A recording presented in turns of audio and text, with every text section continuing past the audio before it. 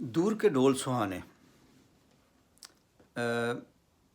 ڈول جب پاس آ جاتا ہے تو پھر تو آپ کو پتہ نہ کانوں کے پردے جو ہے وہ پھٹنے لگ پڑتے ہیں، لیکن جب تک دور سے وہ ڈھول کی آواز آ رہی ہوتی ہے تو بڑی اچھی لگتی ہے۔ اور ویسے بھی یہ مطلب کہ یہ جو ایڈیم یا ضرب المثل بولی جاتی ہے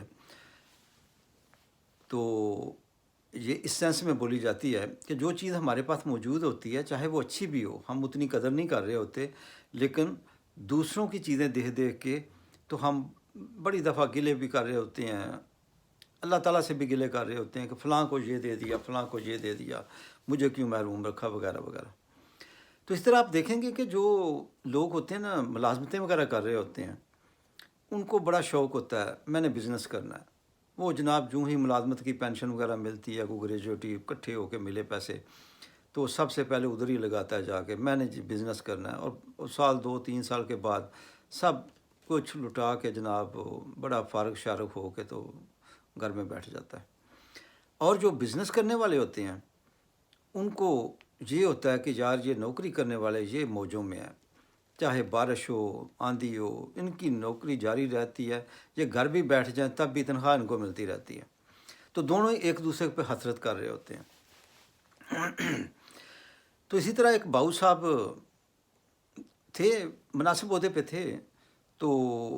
انہوں نے بیٹی کا رشتہ کرنا تھا، ان کو شوق تھا جی میں نے کاروباری برادری میں کرنا ہے،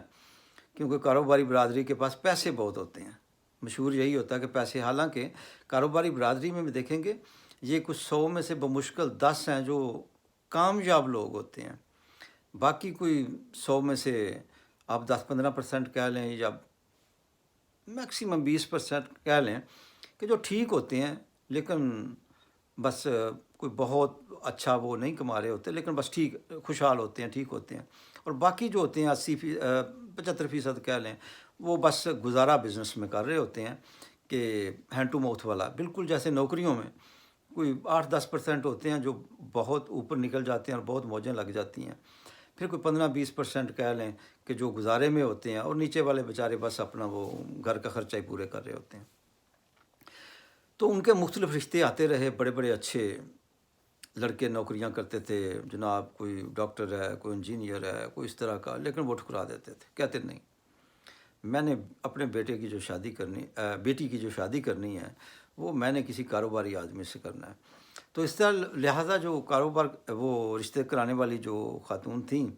وہ ان کے پاس رشتے لے کے آتیں تو وہ نوکریوں والوں کو ساروں کو ریجیکٹ کر دیتے،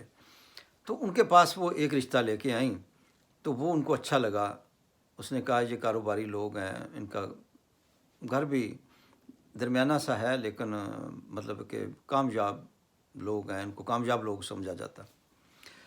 تو جناب وہ آ کے ملے تو لڑکی والے بڑے مطلب وہ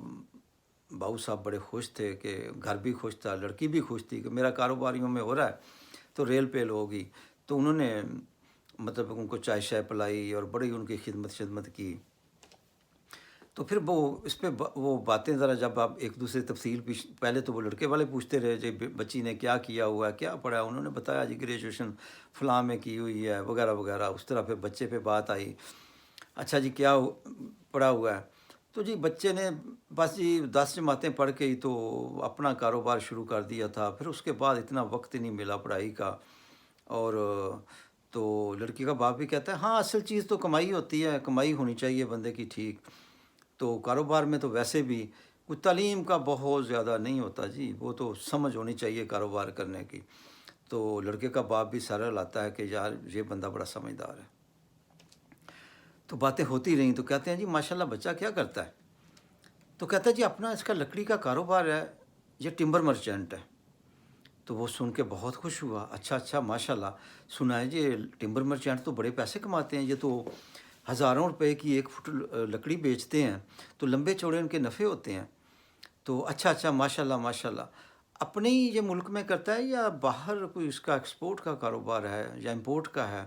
کہتے ہیں نہیں جی اتنا وقت کہاں ہوتا ہے بچے کے پاس کہ باہر کے مطلب ہے کہ ملکوں میں وہ کاروبار کرتا پھرے، بمشکل جو ہے نا وہ یہیں پہ پاکستان میں ہی کاروبار سنبھالتا ہے۔ اچھا ماشاءاللہ، تو کون سے شہروں میں جی اس کا کاروبار ہے؟ وہ کہتے ہیں جی شہروں کے چھوڑیں جی، اب اپنے علاقے میں جو ہے وہ اتنا مصروف ہوتا ہے، باہر کے کہاں مطلب ہے کہ وہ کر سکتا ہے، جا کے کاروبار کہاں کر سکتا ہے کہ اپنا شہر چھوڑ کے تو دوسرے شہروں میں یہیں پہ دن رات جو ہے وہ کام کام اتنا زیادہ ہوتا ہے کہ کہیں جانے کا سوال ہی اچھا اچھا اچھا اچھا ماشاء اللہ ماشاء اللہ. تو صرف تو پورے شہر کو مطلب ہے کہ وہ سپلائی کرتے ہیں، مطلب ہے کہ اس کا لکڑی وغیرہ؟ نہیں جی،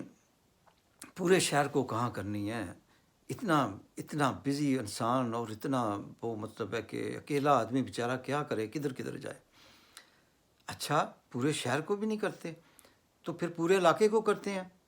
ہاں علاقہ بھی پورا تو نہیں ہوتا لیکن علاقے کا کچھ حصہ ہی بمشکل وہ پورا کر سکتا ہے. تو لڑکی کا باپ اور متاثر ہوتا جا رہا تھا. اچھا اس کی پروڈکٹ اتنی مشہور ہے کہ مطلب کہ اس کے پاس وقت ہی نہیں ہوتا. تو پھر بھی اچھا کیا کوئی اپنے علاقے میں تو کیا کوئی لکڑی کا آرا شارا لگایا ہوا ہے یا لکڑی کا ٹال ہے، کیا چیز ہے؟ تو کہتا ہے کہ نہیں جی آرے شارے کیا لگانے ہیں، تو اس کام میں کوئی آرے شارے کی ضرورت نہیں ہوتی، نیٹ اینڈ کلین کام ہے، سیدھا سیدھا سا کام ہے، اس میں کوئی ہم اتنے جھنجھٹوں میں کون پڑے، آرے لگائے پھر بجلی کے بل پھر محکمے چیک کرنے والے آتے ہیں، اس بک بک میں کون پڑتا ہے، کاروبار ہمیشہ سیدھا کرنا چاہیے. تو لڑکے کے باپ نے آخر تنگ آ کے پوچھ لیا نہیں یہ کام کرتا کیا ہے؟ کہتا جی بچہ ہمارا مسواکیں بیچتا ہے. تو آج کل چونکہ الیکشن کے لیے بڑا رولا ڈالا جا رہا ہے کہ الیکشن فوری کرائیں الیکشن فوری کرائیں. ویسے آپس کی بات ہے کہ اب پچھلے 15 سال میں ہم نے جمہوری حکومتوں کا کیا کیا نہیں دیکھ لیا. ہر طرح کا جو ہے نا ماڈل ہم نے دیکھ لیا ہوا ہے. اور اب بھی اگر ہم اسی پہ ہوتے ہیں مصر ہوتے ہیں، اسی پہ ہم کرتے ہیں کہ نہیں جی الیکشن ہی مسائل کا حل ہے، الیکشن مسائل کا حل نہیں ہے. ٹھیک لوگ مسائل کا حل ہیں، چاہے وہ الیکشن کے ذریعے آئیں چاہے وہ سلیکشن کے ذریعے آئیں، لیکن ٹھیک لوگ جو ملک کا سوچیں، اور نہ صرف ملک کا ہی سوچتے ہوں بلکہ ان میں اہلیت بھی ہونی چاہیے کہ وہ ملک کو کس طریقے سے چلائیں یا کس طریقے سے قوم کو نکالیں یہ قرضوں کی دلدل سے. اس وقت تو قرضوں کا سب سے بڑا جو ہے عذاب ہے جس کو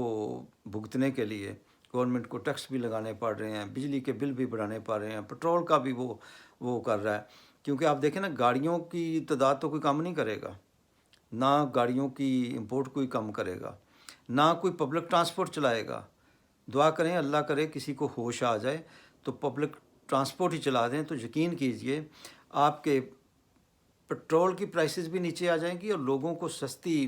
سواری بھی مل جائے گی. لیکن جس وقت یہ سارا کچھ ہو رہا تھا ہم سب سوئے ہوئے تھے اور اپنے لیڈروں کے نعرے لگا رہے تھے. تو اب بھی وہ چونکہ الیکشن کی بات ہو رہی ہے تو میں صرف یہ کہنا چاہ رہا ہوں کہ ابھی بھی ہمیں آنکھیں کھولنی چاہیے کہ وہ کاروباری جو یعنی الیکشن والے جو کاروباری ہیں کہیں وہ ٹمبر مرچینٹ ہی تو نہیں ہے کہ آخر میں ہمیں پتہ چلے کہ یہ ٹمبر مرچینٹ کس قسم کے ہیں کہ ایک گروہ آتا ہے وہ کو معاہدے کرتا ہے، اس وقت سبسڈیز دیتا ہے، عیاشیاں کراتا ہے قرضے لے کے، اور اس کے بعد اگلا آتا ہے اور قرضے لے لیتا ہے، پھر اور عیاشیاں ہو جاتی ہیں، اور پھر آخر تو ایک وقت آنا ہوتا ہے جب قرضے دینے والوں نے قرضے واپس مانگنے ہوتے ہیں، اور ہر قوم نے جو بھی معقول قوم ہے قرضے واپس کرنے ہوتے ہیں. تو ابھی بھی ہمیں الیکشن پہ پتہ نہیں مجھے کتنا زور دینا چاہیے، یا الیکشن کے اندر ہمارے پاس کون سے رستو آ جائیں گے جو پہلے رستو نہیں آئے، اور کون سی پارٹی آ جائے گی جو پہلے نہیں آئی اور اب وہ چمتکار دکھا دے گی. مجھے تو لگتا ہے اگر ابھی بھی الیکشن ہوئے تو ہمارا واسطہ جو ہے نا وہ ٹمبر مرچینٹ سے ہی پڑنا ہے. یہ ہو سکتا ہے کسی کے پاس مسواکیں نیم کی ہوں، کسی کے پاس کوئی شتوت کی ہوں، کسی کے پاس ٹالی کی ہوں، اور مختلف جو ہے نا وہ مسواکیں ہی ہمیں جو ہے وہ بیچ رہے ہوں، لیکن ہم اپنے ٹمبر مرچینٹ کے نعرے لگا رہے ہوں.